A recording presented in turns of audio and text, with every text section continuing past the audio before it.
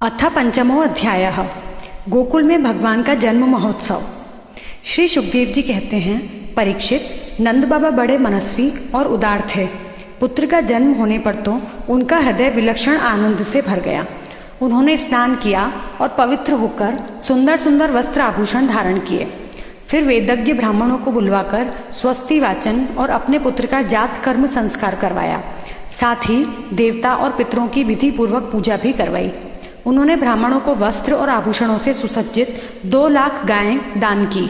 रत्नों और सुनहरे वस्त्रों से ढके हुए तिल के 7 पहाड़ दान किए। संस्कारों से ही गर्भ शुद्धि होती है, यह प्रदर्शित करने के लिए अनेक दृष्टांतों का उल्लेख करते हैं। समय से, स्नान से, प्रक्षालन से, संस्कारों से, तपस्या से, यज्ञ से, दान से और संतोष से तो द्रव्य शुद्ध होते हैं, परंतु आत्मा की शुद्धि तो आत्मज्ञान से ही होती है। उस समय ब्राह्मण, सूत, मागध और वंदी जन मंगल में आशीर्वाद देने तथा स्तुति करने लगे। गायक गाने लगे। भेरी और दुंदुभियाँ बार बार बजने लगी। व्रजमंडल के सभी घरों के द्वार, आंगन और भीतरी भाग झाड़ बुहार दिए गए। उनमें सुगंधित जल का छिड़काव किया गया। उन्हें चित्र विचित्र ध्वजा, पताका, पुष्पों की मालाओं, रंग बिरंगे वस्त्र और पल्लवों की बंधनवारों से सजाया गया। गाय, बैल और बछड़ों के अंगों में हल्दी तेल का लेप कर दिया गया और उन्हें गेरू आदि रंगीन धातुएं, मोरपंख, फूलों के हार, तरह तरह के सुंदर वस्त्र और सोने की जंजीरों से सजा दिया गया।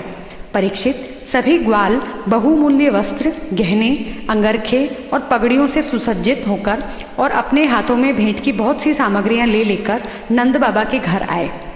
यशोदा जी के पुत्र हुआ है, यह सुनकर गोपियों को भी बड़ा आनंद हुआ। उन्होंने सुंदर सुंदर वस्त्र, आभूषण और अंजन आदि से अपना श्रृंगार किया। गोपियों के मुख कमल बड़े ही सुंदर जान पड़ते थे। उन पर लगी हुई कुमकुम ऐसी लगती मानो कमल की केसर हो। उनके नितंब बड़े बड़े थे। वे भेंट की सामग्री ले लेकर जल्दी जल्दी यशोदा जी के पास चली। उस समय उनके पयोधर हिल रहे थे। गोपियों के कानों में चमकती हुई मणियों के कुंडल झिलमिला रहे थे। गले में सोने के हार जगमगा रहे थे। वे बड़े सुंदर सुंदर रंग बिरंगे वस्त्र पहने हुए थी। मार्ग में उनकी चोटियों में गुथे हुए फूल बरसते जा रहे थे। हाथों में जड़ाऊ कंगन अलग ही चमक रहे थे। उनके कानों के कुंडल, पयोधर और हार हिलते जाते थे। इस प्रकार नंद बाबा के घर जाते समय उनकी शोभा बड़ी अनूठी जान पड़ती थी। नंद बाबा के घर जाकर वे नवजात शिशु को आशीर्वाद देती, यह चिरंजीवी हो भगवान, इसकी रक्षा करो, और लोगों पर हल्दी तेल से मिला हुआ पानी छिड़क देती तथा ऊंचे स्वर से मंगलगान करती थी। भगवान श्री कृष्ण समस्त जगत के एकमात्र स्वामी हैं। उनके ऐश्वर्य, माधुर्य, वात्सल्य सभी अनंत हैं। वे जब नंद बाबा के व्रज में प्रकट हुए, उस समय उनके जन्म का महान उत्सव मनाया गया। उसमें बड़े बड़े विचित्र और मंगलमय बाजे बजाए जाने लगे। आनंद से मतवाले होकर गोपगण एक दूसरे पर दही, दूध, घी और पानी उड़ेलने लगे। एक दूसरे के मुंह पर मक्खन मलने लगे और मक्खन फेंक फेंक कर आनंद महोत्सव मनाने लगे। नंद बाबा स्वभाव से ही परम उदार और मनस्वी थे। उन्होंने गोपों को बहुत से वस्त्र, आभूषण और गायें दी। सूत, मागध, वंदी जनों, नृत्य, वाद्य आदि विद्याओं से अपना जीवन निर्वाह करने वालों तथा दूसरे गुणी जनों को भी नंद बाबा ने प्रसन्नता पूर्वक उनकी मुंह मांगी वस्तुएं देकर उनका यथोचित सत्कार किया। यह सब करने में उनका उद्देश्य यही था कि इन कर्मों से भगवान विष्णु प्रसन्न हो और मेरे इस नवजात शिशु का मंगल हो। नंद बाबा के अभिनंदन करने पर परम सौभाग्यवती रोहिणी जी दिव्य वस्त्र, माला और गले के भांति भांति के गहनों से सुसज्जित होकर गृह स्वामिनी की भांति आने जाने वाली स्त्रियों का सत्कार करती हुई विचर रही थीं। परीक्षित, उसी दिन से नंद बाबा के व्रज में सब प्रकार की रिद्धि सिद्धियां, अटखेलियां करने लगी और भगवान श्री कृष्ण के निवास तथा अपने स्वाभाविक गुणों के कारण वह लक्ष्मी जी का क्रीड़ा स्थल बन गया। परीक्षित, कुछ दिनों के बाद नंद बाबा ने गोकुल की रक्षा का भार तो दूसरे गोपों को सौंप दिया और वे स्वयं कंस का वार्षिक कर चुकाने के लिए मथुरा चले गए। जब वसुदेव जी को यह मालूम हुआ कि हमारे भाई नंद जी मथुरा में आए हैं और राजा कंस को उसका कर भी दे चुके हैं, तब वे जहाँ नंद बाबा ठहरे हुए थे वहाँ गए।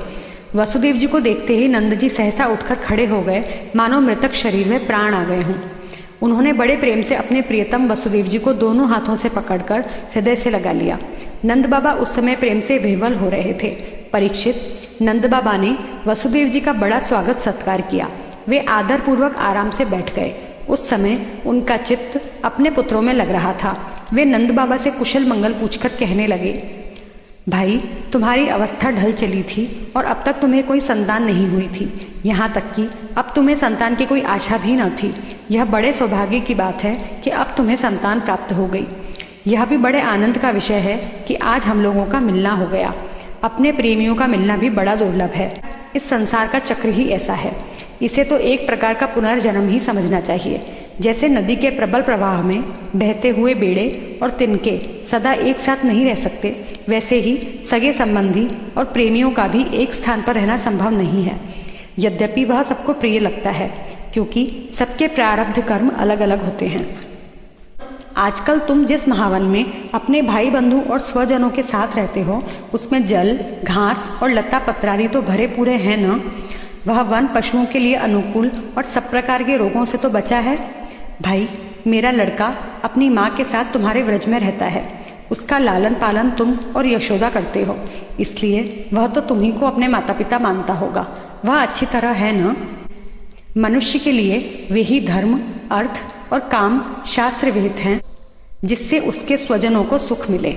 जिनसे केवल अपने को ही सुख मिलता है किंतु अपने स्वजनों को दुख मिलता है, वे धर्म, अर्थ और काम हितकारी नहीं हैं। नंद बाबा ने कहा, भाई वसुदेव, कंस ने देवकी के गर्भ से उत्पन्न तुम्हारे कई पुत्र मार डाले। अंत में एक सबसे छोटी कन्या बच रही थी, वह भी स्वर्ग सिधार गई। इसमें संदेह नहीं कि प्राणियों का सुख दुख भाग्य पर ही अवलंबित है। भाग्य ही प्राणी का एकमात्र आश्रय है। जो जान लेता है कि जीवन के सुख दुख का कारण भाग्य ही है, वह उनके प्राप्त होने पर मोहित नहीं होता। वसुदेव जी ने कहा, भाई, तुमने राजा कंस को उसका सालाना कर चुका दिया। हम दोनों मिल भी चुके। अब तुम्हें यहाँ अधिक दिन नहीं ठहरना चाहिए, क्योंकि आजकल गोकुल में बड़े बड़े उत्पात हो रहे हैं। श्री सुखदेव जी कहते हैं, परीक्षित, जब वसुदेव जी ने इस प्रकार कहा, तब नंद आदि गोपों ने उनसे अनुमति ले बैलों से जुते हुए छकड़ों पर सवार होकर गोकुल की यात्रा की। इति श्रीमद्भागवते महापुराणे पारमहंस्यां संहितायां दशम स्कंधे पूर्वार्धे नंद वसुदेव संगमो नाम पंचमो अध्यायः।